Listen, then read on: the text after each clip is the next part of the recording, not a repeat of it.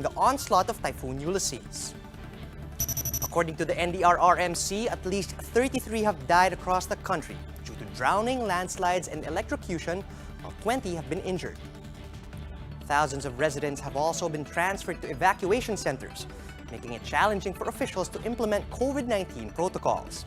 Ulysses has triggered massive flooding in Metro Manila and other provinces in Luzon, including Isabela and Cagayan. Nakabaro ka sa doon. Yung mga taga doon. Yung mga tayo, balahibo ko.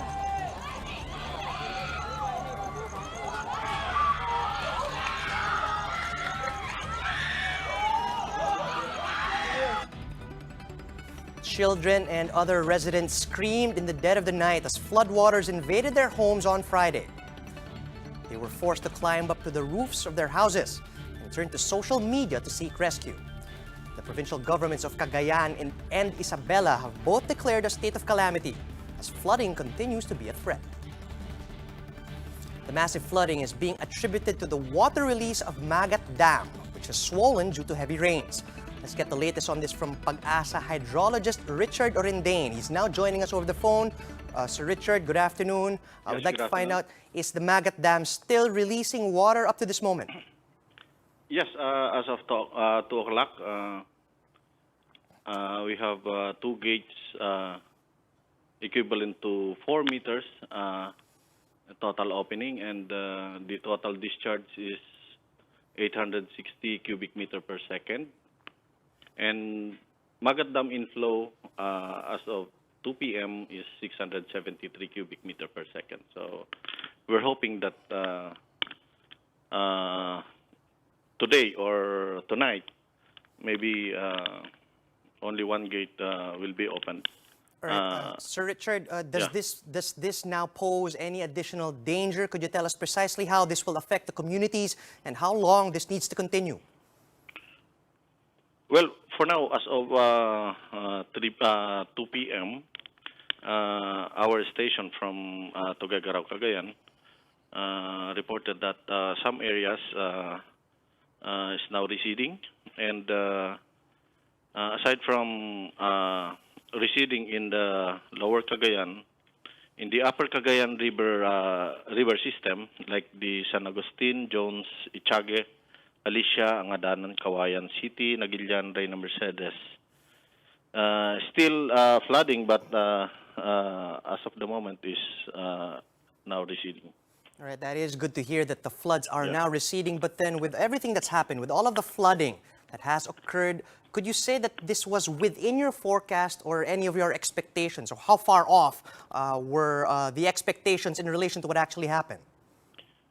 Well, the cause of flooding is because the passing of Typhoon Ulysses plus the tail end of a cold front, wherein large amount of rains over Isabela and Cagayan. That's why we have, before the Magat Dam release, there is a reported flooding somewhere in Isabela and Cagayan. So, and then here we come, the Magat Dam release. Another contribution from the river system, so that caused, again, widespread flooding.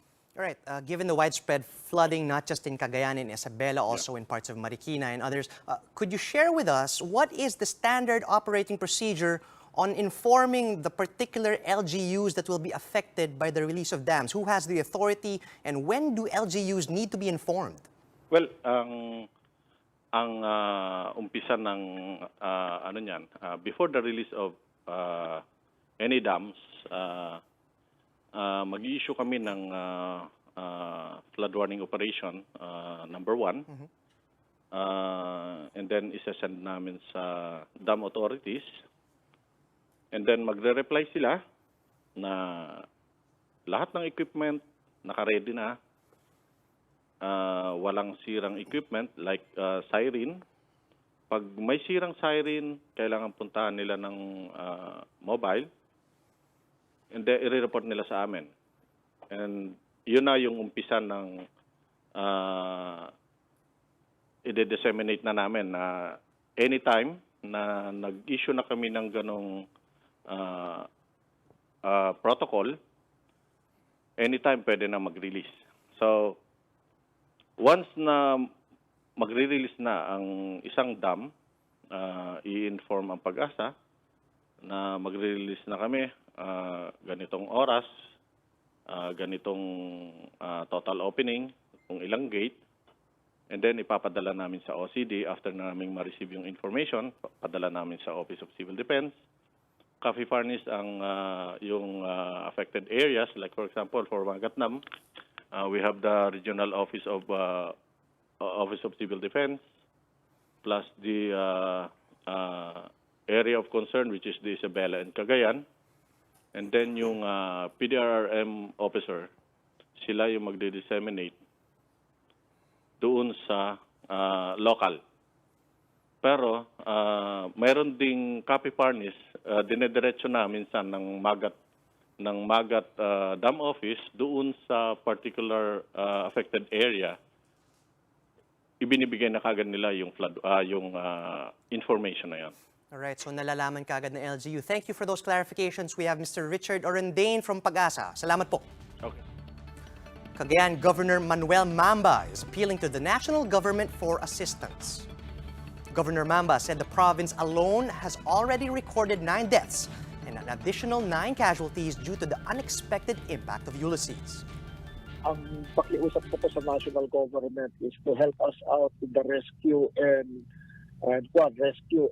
relief operations po. Pag-usap po tayo sa dito national media din, no, at papatulong po tayo. NDRRMC spokesperson Mark Timbal, meanwhile, insisted that the government's efforts were harmonized, but some did not heed the evacuation notice. The flooding caused by Typhoon Ulysses has made plenty of roads impassable. In Tuguegarao City, Cagayan, more than 20 thoroughfares remain inaccessible to any kinds of vehicles.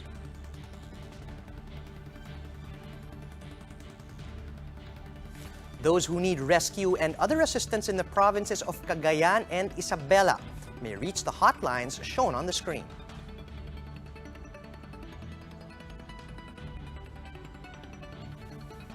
Meanwhile, TV5's Alagang Kapatid Foundation is knocking on your generous hearts for those affected by the typhoon.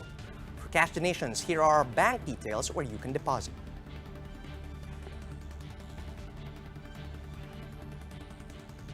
For in-kind donations such as food items and hygiene products, you can drop by at any of the TV5 headquarters displayed on your screen. For more updates, visit News 5, the Philippine Star and Business World online. Visit our website, onenews.ph, for more in-depth analysis. And you can also catch One News on the Signal Play app. Register for a free account now at www.signalplay.com and stream One News live anytime, anywhere. I'm Charles Lejano. We are One News.